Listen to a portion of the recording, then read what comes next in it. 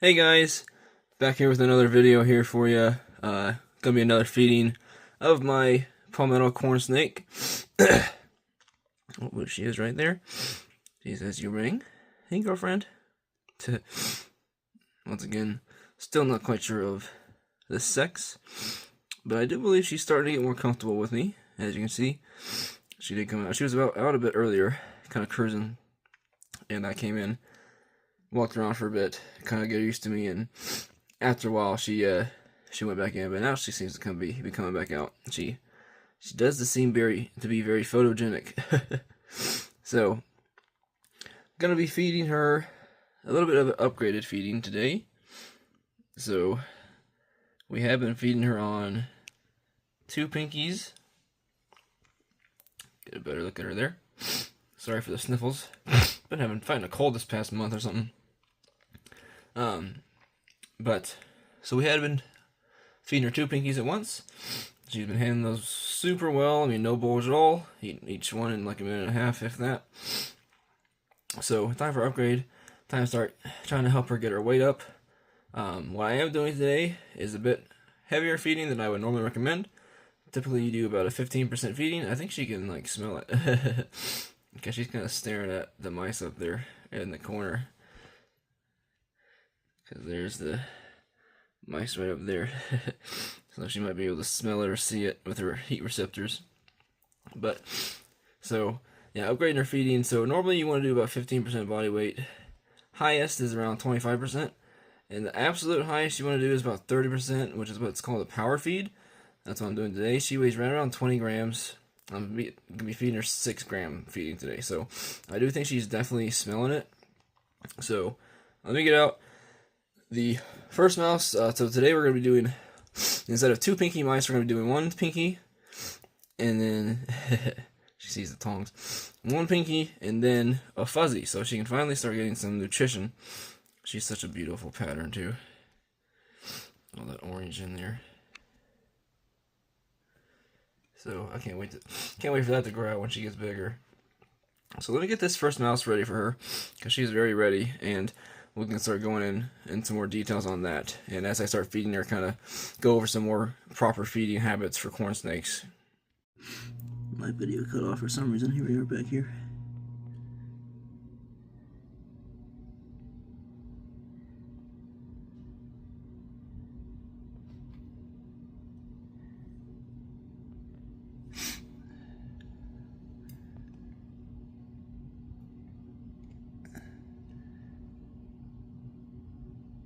Oh, there she goes.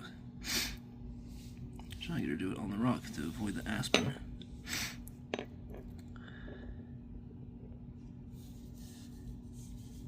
Oh, don't drag it in all the crap.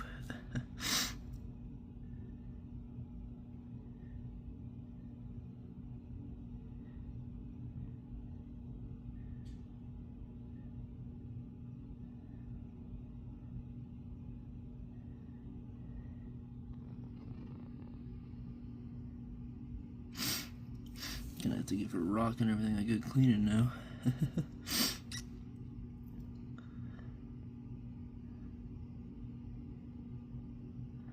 Ugh, stupid aspen.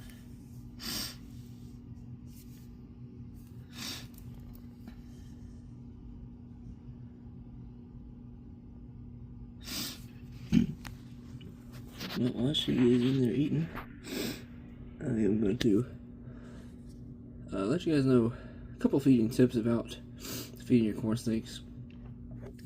For one, like we mentioned before, the handlers were feeding her mice, or sorry, not mice. They were feeding her crickets, which is something you do not want to feed corn snakes, because they are not insectivores like leopard geckos and some other lizards and stuff like that. They are carnivorous, so they need meat. They need an actual meat source to be eaten, otherwise they don't get any nutritional value. So now, that being said, they can eat these pinky mice, the ones that I just gave her. They can eat that from the size that they are born. So born to like 3 months old, they're supposed to be eating something in that size. Trying to see if we can see her at all in there, but So the fact that she wasn't eating mice at all is kind of disturbing. I'm not going to name the pet store that it was, but it is a bit upsetting. I'm just glad that she survived. Didn't even know they could survive off of that. I mean, to kind of give it as rationale, it's kind of like feeding a dog or a cat like bird food or something like that, you know. Would they survive off of it? Sure. Are they going to actually get any nutritional value from it? Absolutely not. So you want to make sure you're feeding your animals the proper nutrition and the proper time. So for corn snakes, you want to make sure you're feeding them around every 5 to 7 days. 5 days when they're juveniles, 7 days as they start to get a little bit older, and then as they start to reach adulthood, you can probably do every 10 to 14 days as a more steady base.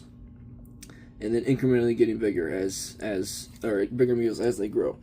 So traditionally, you want to do anywhere from 1 to 1.5 times the width of their body, and 10 to 15% of their body weight. You can go a little larger. It's just typically recommended to go in the weight that we just talked about. So I'm gonna give her another minute or so and see if she has taken that one down. I hate that. I'm about to change this bedding. I was going to put some soil in it the other day, but she would not come out, and I did not want to disrupt her from her burrows. I mean, she's got burrows every which way in here. And I had just fed her a few days ago, and then I got busy the past couple of days and didn't really have much time to do it without going into times that were going to really upset and distract her. So let me go ahead and pause and get the other mouse ready and see if she's ready to take this. And this first one was kind of like an appetizer. This next one is going to prepare her for her new course of meal, which is going to be the new fuzzies. So it's for the next probably month or so at least, hopefully. So let's get this ready.